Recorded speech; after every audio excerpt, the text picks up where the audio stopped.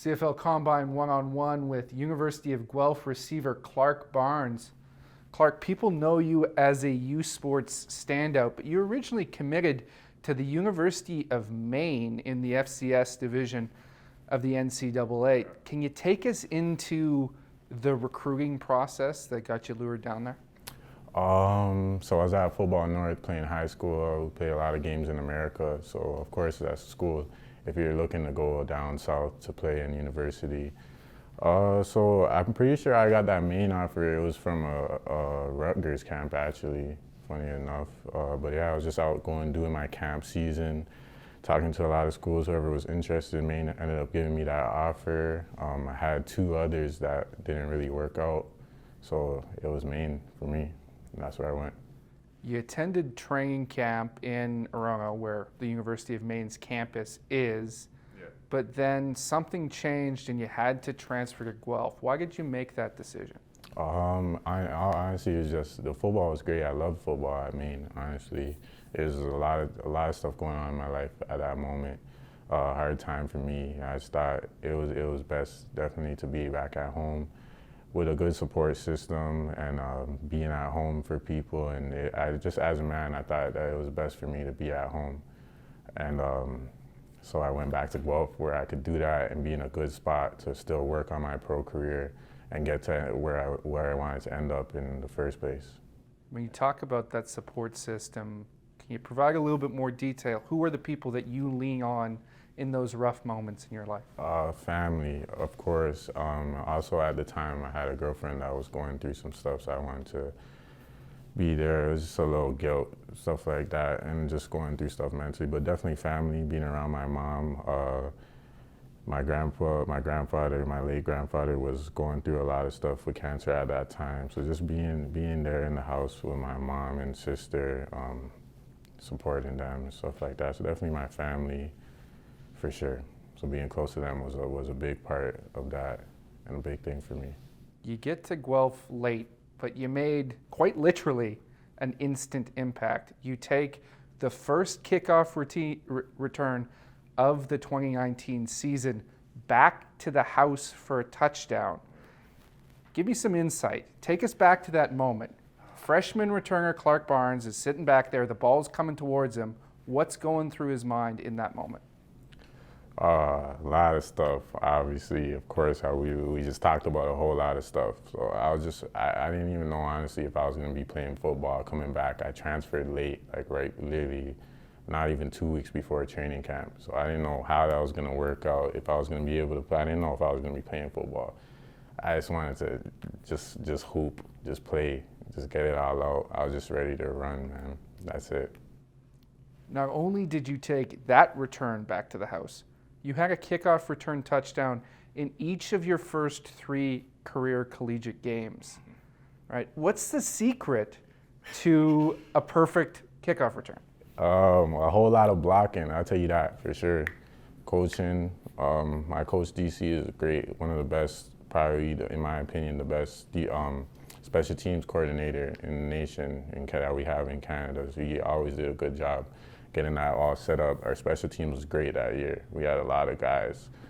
I could name, I could go on and on. But we had a lot of guys on that special team. So just keep my eyes open and watching all these blocks hit perfectly and hitting that hole every time. It was open, I just ran, that's it. Really, I was untouched, all 3 of them, so it's about that. After making that early impact, they pretty much stopped kicking to you, which I don't blame them for, by the way. How frustrating was that for the rest of your college career, not having the ball go your direction on special teams? It was frustrating, honestly, but knowing that just goes to show what type of threat you are, honestly, and it's a threat on offense, even though it's not offense, it's special teams. But if you're kicking it short and away from somebody, then that's yards that you're gaining that they're taking chances with. So honestly, knowing that it's still helping out the team with onside kicks and getting better field position, stuff like that, knowing that I'm still impacting even though I don't have the ball, it was cool for me, honestly. I don't need too many touchdowns. As long as I'm affecting the game, that's cool with me. Not a lot of Canadians get a chance to return at the next level. Do you think that's something you can do and contribute to a team? Yeah, 100%. I have the film to show it.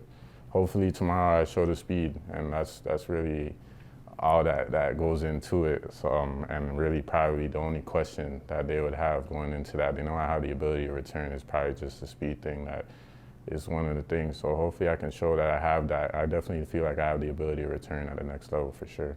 You're a dynamic returner as a freshman. You come back in 2021. You have a really good season as a receiver, but for the uninitiated fans looking at your stats last year, missed a lot of games, didn't get a lot of catches, not very many yards. Can you take us inside some of the struggles that you were facing last year that prevented you from having the senior year that many people thought you were capable of? Yeah, most definitely. I had a high ankle injury that I was working through. We were figuring out, it was tough at first. At first we were having trouble figuring out exactly what it was that was bothering me in the high ankle. It was kind of confusing. So I didn't get the right rest time that I needed, that we ended up figuring out it was high ankle, and the specific type of high ankle injury we figured out a bit later than we probably should have. So I didn't get the right rest, and after the season, getting that, it's all settled now, so it's cool. But that's what I was going through, is just a high ankle thing, and a lot of times it's hard to get rid of that throughout the season. You know, it's a lot of resting and stuff that you need to do, so it's one that lingers. So that's definitely what I was going through. Was that frustrating that it was misdiagnosed at first? Well, I didn't know. Honestly, it was just having trust in the people around me and the trainers and the people that Guelph was putting around me. No, so it wasn't really. It was frustrating not being on the field for sure. I'm here thinking that I should be able to play without a whole bunch of pain and stuff. I'm still going through it, but I was just trusting them. And if it was a pain thing in my head, that's always cool. Like, a lot of guys don't have problem playing through pain and stuff like that. So that's all it was in my head at the moment. But figuring that out a bit after, of course, it was frustrating. But you take everything stride on. You don't have no doubts about your future and where I'm going, my destiny. So I always have faith in myself and know that I'm going to get to where I want to go. So it's not too frustrating to me, honestly. Because of that injury, rightly or wrongly, the question you're going to get asked in the interview with teams this week is, are you durable enough to play at the next level? What is your response to that question? Oh, no, for sure. There hasn't been too many injuries, honestly. So yes, for sure, I am durable, and I'm learning a lot to take a lot of the right precautions to take, and just learning how to be a pro with my trainer over the past 5 months. I've learned a lot, and definitely staying on top of that stuff to make sure that that's not a problem, because it's a big thing when you're going into pro football, especially CFL, where it's a lot longer season and stuff like that. So just learning how to be a pro and staying on top of that stuff. Most definitely, I think I am durable enough, and I will take the precautions to make sure that I am going forward. Prospects this year had the opportunity to defer their draft year to 2024 if they wanted to. A lot of guys in your position with the season that you had would have returned to school and tried to take another kick at the can. Yeah. Why did you decide to stay in this draft and come out right now? It was just the confidence in my ability. I feel like I've been ready for a while. I feel like I'm good enough. I know I have that confidence in myself and knowing where I'm supposed to be. So it's just really having confidence in myself, knowing that this year I'm ready and I can do that, and there's no doubts in my mind. So that's why I'm here. Coming out of Guelph, you have a template for success. Keandre Smith, drafted by the Hamilton Tiger Cats last year, made an instant impact as a rookie. But the guy before that is the big name one, Keon Baker with the Saskatchewan Roughriders. Fantastic player in the CFL, gained a ton of NFL interest this offseason.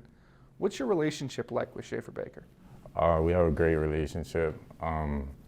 He's helped me through a lot, especially going through this combine. I know we train with the same guy, so I see him a lot of times throughout the week.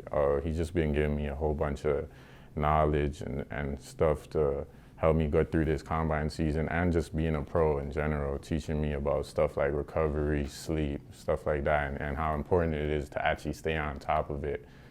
Because I know, and in ways where a lot of people always say that, and just in our personalities. And so learning the things that he went through and things that he had to learn to get to that point that he's at and everybody knows he's at, it's big for me. And he's still not every day, but still continuing to be there for me. And I've talked to him, even last week I was going through something, I had talked to him and he helped me for sure. So he's a big part of my life. Him and of course my trainer and that whole group around me is huge for me. You're both super athletic receivers. You both had college careers that maybe didn't live up to the expectations that come with those athleticism. People are going to compare the two of you a lot in this draft process. Is that fair? Sure, it's fair. In all honesty, it doesn't really mean too much to me. It's fair, sure, it's fair. It doesn't really mean too much to me, honestly. I'm gonna do what I do, be who I am on the field, and play my game, really. We got a chance to meet at the College Gridiron Showcase, an NCAA All-Star game in Fort Worth, Texas, this past January. You competed at a very high level at that event, coming off your injury. Did that give you a lot of confidence going through this draft process, knowing that you could still be the player that you were in your second season? Yeah, for sure. I would say more so comfortability than confidence. I know I didn't get to have a full season, and going into that Texas camp, I haven't played in a while. So it was really just getting back comfortable with the game and getting comfortable with the American game at that point. But just getting comfortable with football and knowing that I can do it. So yeah, a little confidence thing, a little comfortability to get me right for right now. So yeah, that helped a lot. You were one of the top testers at last year's East-West Bowl. You're expected to be again tomorrow at the CFL Combine. I know you've dealt with a little bit of a hamstring injury recently. How healthy are you, and what do you expect to post in terms of your 40 time and other athletic measurables tomorrow? I should be expected to get a run in. And that run, I'm hoping to run 4.4. In my opinion, I should run 4.4. That's what I'm looking forward to run. So yeah, I'm healthy. Yeah, I'm gonna get a run in, and it's gonna be 4.4. Are you the fastest player in this draft? Yeah, I would say so. Yeah, I know Jake Kelly gets to it. He ran 4.5 last year, so we'll see what he has tomorrow too. It'll be a race between the Bishop's defensive back and yourself, but exactly. I'm looking forward to watching it. Thanks for your time, it. Clark.